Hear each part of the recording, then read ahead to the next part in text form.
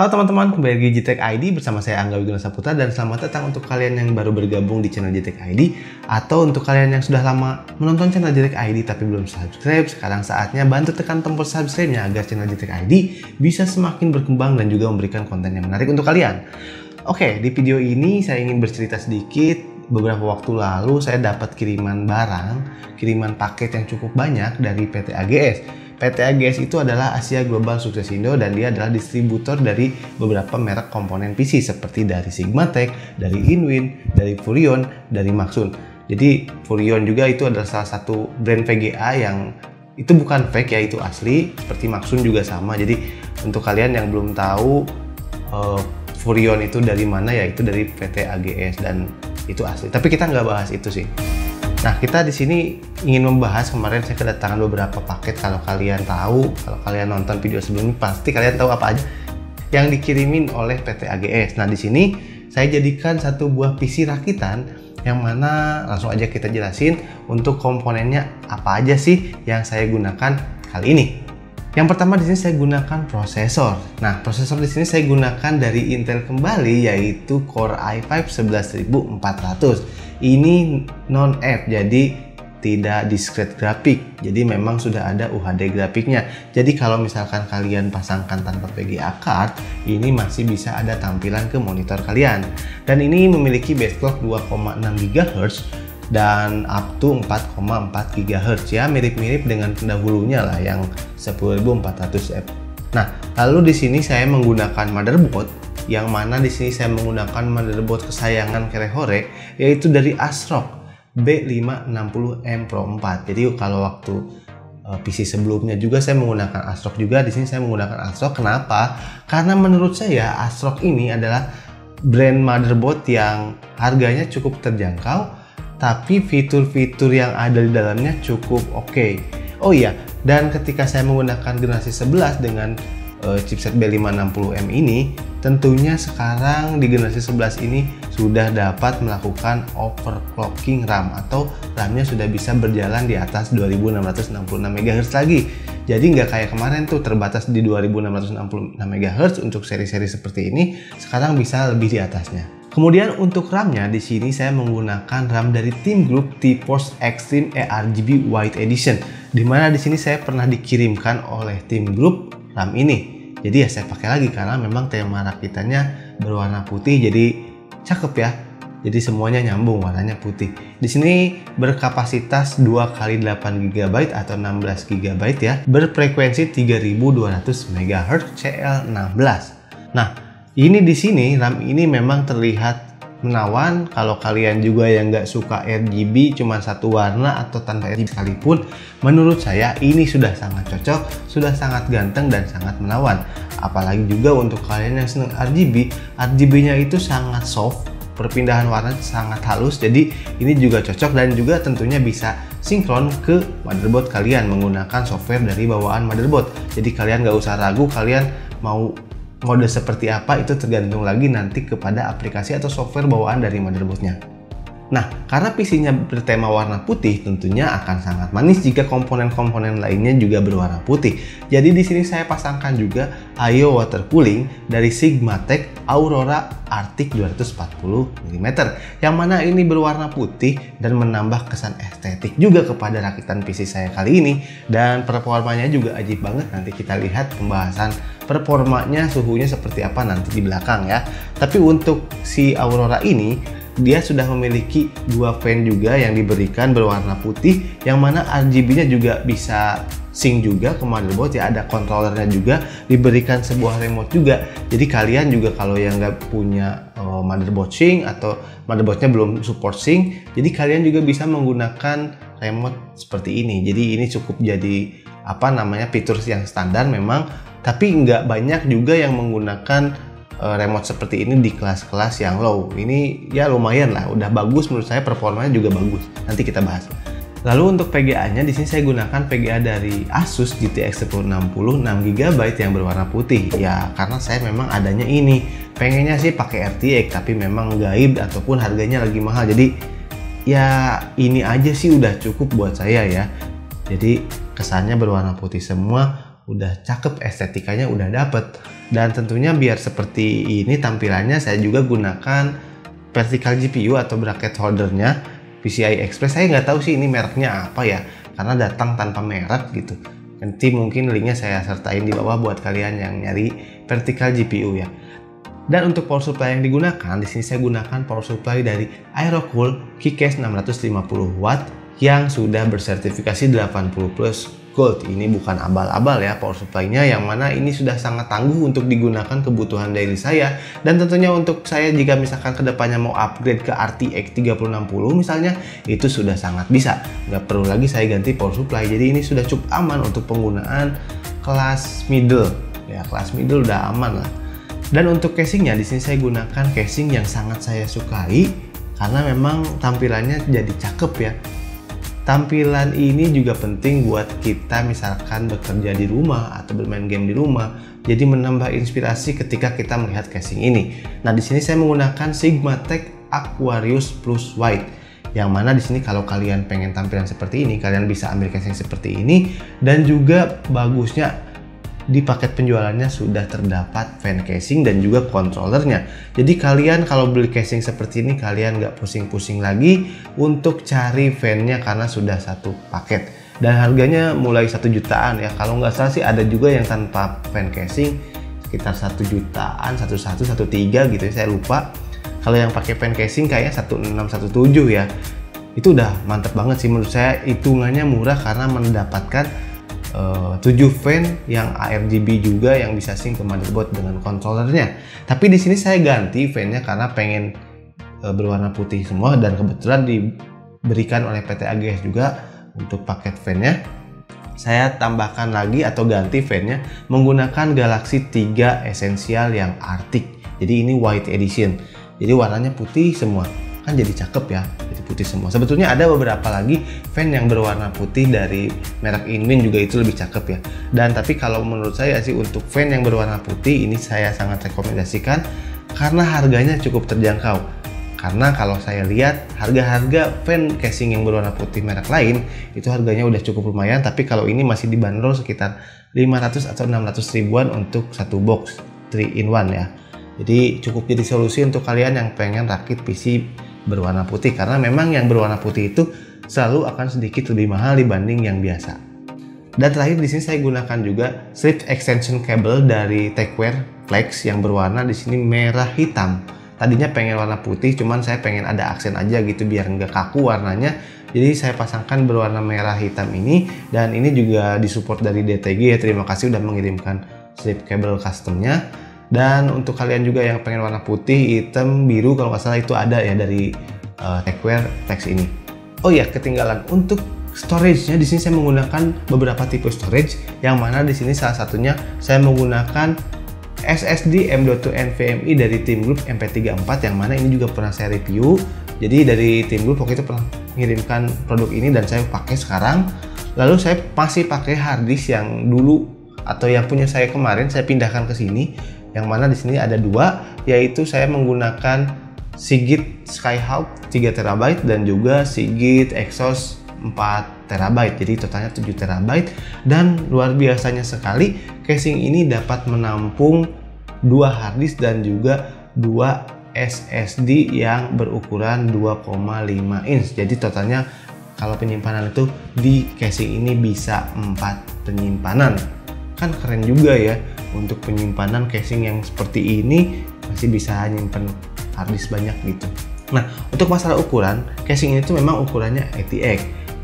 Tadinya sih saya berpikir ini akan jadi kegantung gitu karena saya menggunakan motherboard berukuran MATX, tapi nyatanya dengan konfigurasi atau settingan seperti ini, saya menggunakan vertical GPU, ini nggak jadi masalah buat kalian juga yang pengen pakai casing Sigmatech ini. Tapi misalkan motherboard kalian ukurannya MATX yang lebih pendek, yang lebih kecil, itu nggak masalah, kalian bisa akali dengan vertical GPU seperti ini. Dan juga kalau kalian nanya, bang vertical GPU-nya harus merek apa? Bagusnya dari Sigmatech ini kalian bisa pakai merek apapun, merek universal, merek dari Paradox Gaming, merek apapun itu bisa masuk ke casing ini. Jadi fleksibel lah untuk kalian yang mencari bracketnya, cukup enak. Jadi saya juga nggak terlalu kesulitan untuk menyandingkan bracket-bracket yang ada di studio saya gitu. Mungkin itu saja sih untuk komponen-komponen yang digunakan kali ini di video rakitan kali ini. Seperti biasa, kayaknya kurang afdol kalau nggak ada benchmarknya. Tapi mungkin benchmarknya nggak terlalu banyak karena ya kali ini nggak bisa main Genshin Impact atau misalkan nggak bisa main Valorant, pasti udah bisa ya. Jadi saya mungkin tes beberapa game aja yang mungkin cukup populer atau cukup berat aja gitu, karena kebetulan ada beberapa project jadi saya juga belum bisa ngetes ini full. Dan nggak perlu lama-lama, mari kita lihat dulu hasil benchmarknya.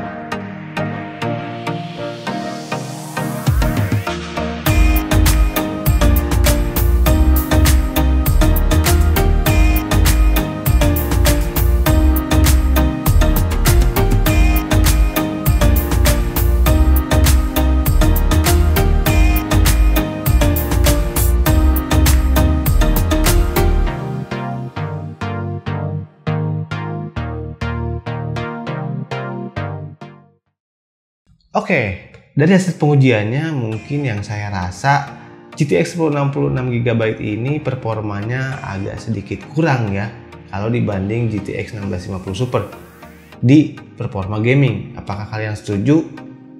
Ya itu preferensi pribadi aja ya, karena saya biasa menggunakan GTX 1650 Super. Saat saya coba pakai yang 1060 ini kok kayaknya performanya agak berkurang.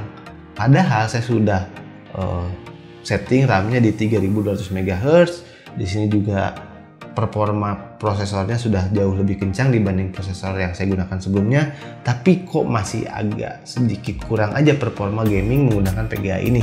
Tapi untuk PGA ini digunakan editing seperti di Adobe Premiere, saya merasakan cukup tangguh ya. Saya merender video cukup cepat, jadi hampir 1:1, jadi videonya satu, saya rendernya dalam waktu setengahnya. Itu cukup cepet sih. Dan konsumsi dayanya berapa sih konsumsi dayanya? Mari kita lihat dulu.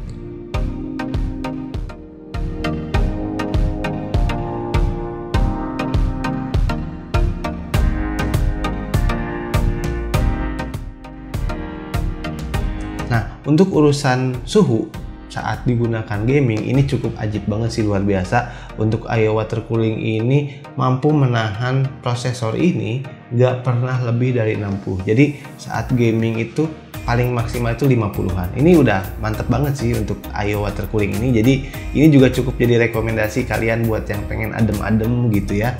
Pengen yang adem, tempat kalian panas, casing kalian airflow-nya kurang bagus, bisa dipakai untuk IO water cooling ini. Performanya cukup ajib.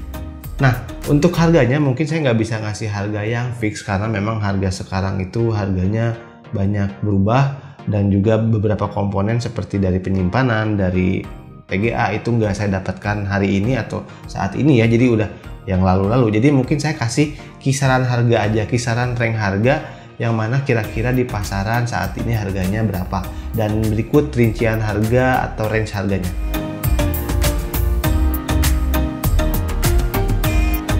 Nah, oke, jadi bagaimana menurut kalian tentang PC rakitan kali ini? Dan sekali lagi saya ucapkan terima kasih kepada Asia Global Sukses Indo. Semoga sukses selalu. Terima kasih sudah mengirimkan beberapa produk atau komponennya untuk bisa GTX ID digunakan dan juga bisa kita rasakan ya. Dan juga dari beberapa produk lainnya yang udah pernah mengirimkan komponen PC-nya, ya jangan segan-segan untuk ngirim lagi ya. Nah, mungkin itu saja video dari GTX ID kali ini, dan saya ucapkan terima kasih. GTX ID kali ini akan mencapai 15.000 subscriber, atau mungkin mudah-mudahan saat kalian nonton video ini subscribernya sudah 15.000 atau lebih. Dan untuk kalian yang pengen nanya atau kita GTX ID ada Q&A, kalian bisa cek postingan di IG ataupun di YouTube kita ada postingan, kalian bisa ketik pertanyaan kalian di sana ya. Nanti mungkin kita akan upload video Q&A-nya. Nah, mungkin itu saja video kali ini. Terima kasih telah menonton video ini. Support terus channel GTX ID dan jangan lupa like video ini dan juga share ke teman-teman kalian. Siapa tahu teman kalian ada yang pengen juga rakitan casing PC seperti ini. Oke, bersama saya Angga Wigana Saputra dan salam GTX ID. Bye-bye.